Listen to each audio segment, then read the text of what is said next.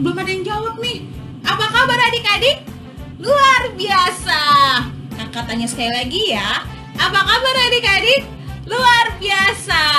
Ya, semoga semuanya luar biasa, tetap dalam perlindungan Tuhan, tidak sakit. Mama papa yang di rumah juga tetap selalu sehat-sehat saja ya. Kakak-kakak sekolah minggu yang di rumah juga semuanya semoga baik-baik aja ya. Ya, walaupun kita ibadahnya selalu virtual, tapi kita percaya semangat kita untuk melayani Tuhan, semangat kita untuk memuji Tuhan selalu ada di hati kita. Bukan berarti kita terbatas ya adik-adik. Sebelum kita memulai ibadah kita hari ini, kita berdoa dulu ya. Mari kita berdoa. Tuhan Yesus yang baik, terima kasih Tuhan atas penyertaan-Mu sepanjang minggu ini, karena Engkau telah memberkati kami, keluarga kami, orang tua kami, oma opa kami, paman tante kami, adik dan kakak kami Tuhan. Terima kasih Tuhan Yesus, dan pada hari ini Tuhan kami akan memulai ibadah kami pada hari ini. Kiranya Engkau boleh berkati Tuhan, biarkan kami fokus untuk beribadah pada hari ini Bapa. Terima kasih Bapa, kami serahkan ibadah kami dari awal, pertengahan hingga akhirnya. Dalam nama Tuhan Yesus kami berdoa. Amin. Amin adik-adik. Kita angkat satu pujian, Aku Diberkati. Tepuk tangan ya. Yuk semangat. Aku diberkati, sepanjang hidupku diberkati. Dari bangun pagi hari, siang berganti malam, aku diberkati.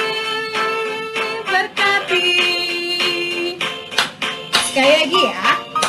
Tetap semangat. Aku diberkati, sepanjang hidupku diberkati. Dari bangun pagi hari, siang berganti malam, aku diberkati.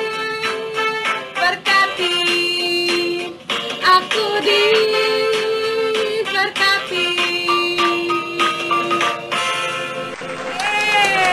Terima kasih adik-adik, walaupun kita di rumah aja tapi kita tetap semangat memuji Tuhan ya. Sebelum kita mendengarkan firman Tuhan, kita angkat satu lagu yang berkata, firman Tuhan kutanam di hatiku, dan kita pengen firman itu bertumbuh dan berbuah lebat supaya banyak orang yang diberkati. Kita siapkan hati kita ya adik-adik, kita angkat satu pujian firman Tuhan ku dengar. Ya. Kita menyiapkan hati kita, biarkan ketika kita dengar firman Tuhan boleh masuk ke hati kita tanam di hati kita dan bertumbuh di hati kita. Firman Tuhan ku dengar, ku tanam di hatiku, ku ingin bertumbuh subur dan berbuah lebat. Tuhan tolong padaku. Firman Tuhan ku dengar, ku tanam di hatiku, ku ingin bertumbuh subur dan berbuah lebat. Tuhan tolong padaku. Shalom adik-adik semua. Gimana kabar kalian pagi ini? Tetap bersukacita, tetap bergembira, memuji memuliakan nama Tuhan. Nah, pagi ini kami akan bawa cerita, namun sebelumnya kita berdoa. Tuhan, terima kasih untuk pagi ini. Tuhan begitu memelihara kami sampai hari ini dengan kesehatan yang Tuhan berikan setiap hari.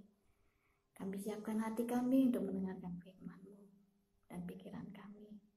Di dalam nama Tuhan Yesus, kami berdoa dan mengucap syukur.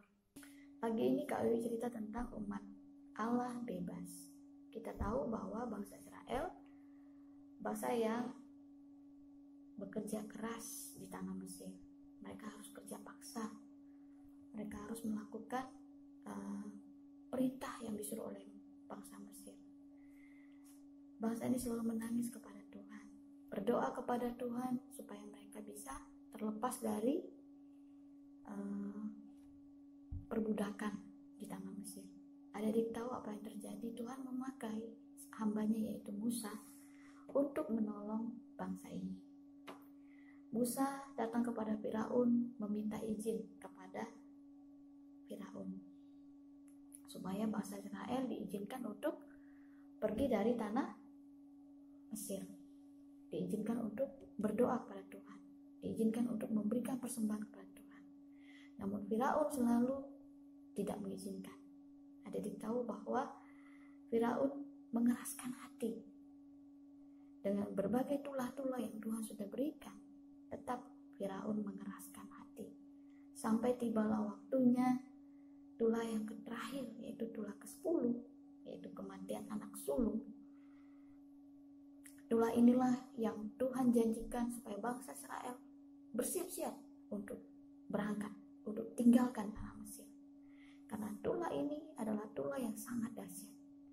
Karena Tuhan menyatakan, memberikan suatu teguran yang keras supaya bangsa Mesir melepaskan bangsa Israel.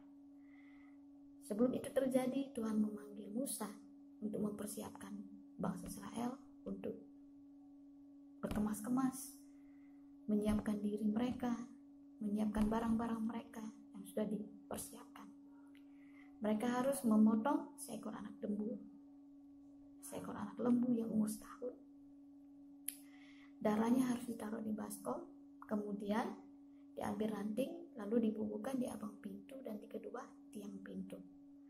Tanda inilah yang akan menjadi setiap rumah-rumah yang memiliki tanda di ambang pintu dan di kedua tiang pintunya yang ada darahnya. Maka setiap malaikat yang lewat akan dilalui. Nah, adik-adik, setelah itu Tuhan juga memberitahu supaya kalau itu sudah tiba, mereka harus meminta barang-barang kepada bangsa Mesir, yaitu emas, perak, dan pakaian indah-indah bangsa Mesir untuk mereka bawa ke luar, untuk mereka bawa keluar dari tanah Mesir. Adik-adik, ketika hari itu terjadi, bangsa Israel telah mempersiapkan diri. Mereka telah memotong anak lembu yang umur setahun, lalu membubuhkan darahnya di ambang pintu dan di kedua tiang pintu. Pada hari itu adalah hari Paskah, ya. Kalau sekarang kita bilang Paskah, di mana hari itu bangsa Israel harus melakukan pada waktu senja hari. Nah, lalu melakukan seperti yang diperintahkan Tuhan.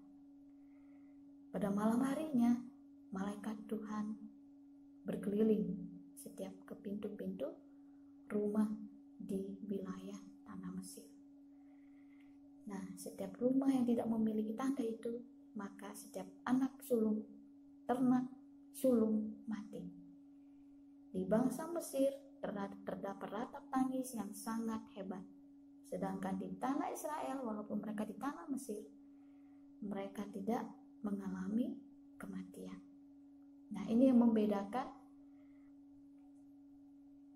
Tuhan menepati janji buat bangsa Israel. Pada waktu itu terjadi, Firaun memanggil Musa untuk segera keluar, membawa seluruh bangsa Mesir, membawa seluruh ternak mereka keluar dari tanah Mesir. Namun Tuhan mengingatkan Musa supaya meminta seluruh barang-barang yang ada di Mesir, yaitu emas, perak, dan pakaian, supaya mereka pergi dengan tidak tangan kosong. Apa yang terjadi? Bangsa Israel itu dengan meminta kepada tetangga-tetangga mereka seluruh emas, pakaian, dan perak. Dengan senang hati orang Mesir itu memberikan kepada orang Israel. Nah, apa yang terjadi? Mereka pergi meninggalkan tanah Mesir. Nah, adik-adik, inilah membuktikan bahwa Tuhan menepati janji kepada bangsa Israel. Mereka dibebaskan dari perbudakan. Nah, adik-adik, kita berdoa bahwa Tuhan menepati janji-Nya. Ayat hafalan 2 Petrus 3 ayat 9 mengatakan Tuhan tidak lalai menepati janji-janjinya. Sekali lagi 2 Petrus 3:9, Tuhan tidak lalai menepati janji-janjinya. Kita berdoa. Bapa di surga, kami bersyukur buat kasih setiamu yang menolong bangsa Israel untuk keluar di tanah Mesir. Tuhan menyertai langkah mereka. Tuhan membawa bangsa itu keluar dari perbudakan menjadi orang yang merdeka. Terima kasih Tuhan, kami mengucap syukur karena Tuhan Yesus senantiasa menolong di dalam kehidupan kami. Dalam nama Tuhan Yesus kami berdoa dan mengucap syukur. Amin. Oke, kita akan tutup ibadah kita, dan sebelum kita menutup, kita akan menaikkan satu pujian dalam cintamu Bapa. Kita gerak sama-sama, kita nyanyi sama-sama.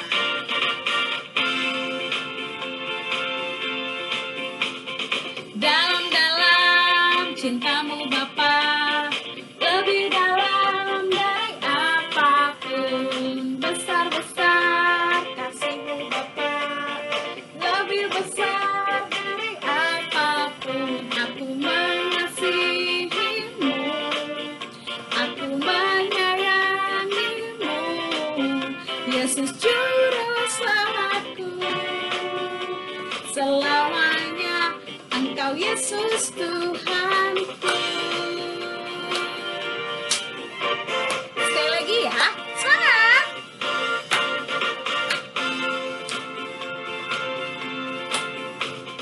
Dalam cintamu Bapa, lebih dalam dari apapun, besar-besar kasih-Mu Bapa, lebih besar dari apapun. Aku mengasihi-Mu, aku menyayangi-Mu, Yesus Juru Selamatku. Selamanya Engkau Yesus Tuhanku.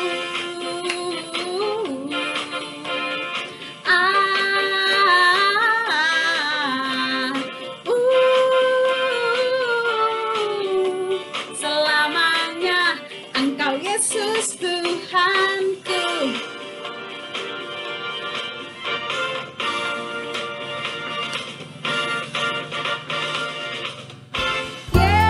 Selamat hari Minggu adik-adik. Sampai jumpa di ibadah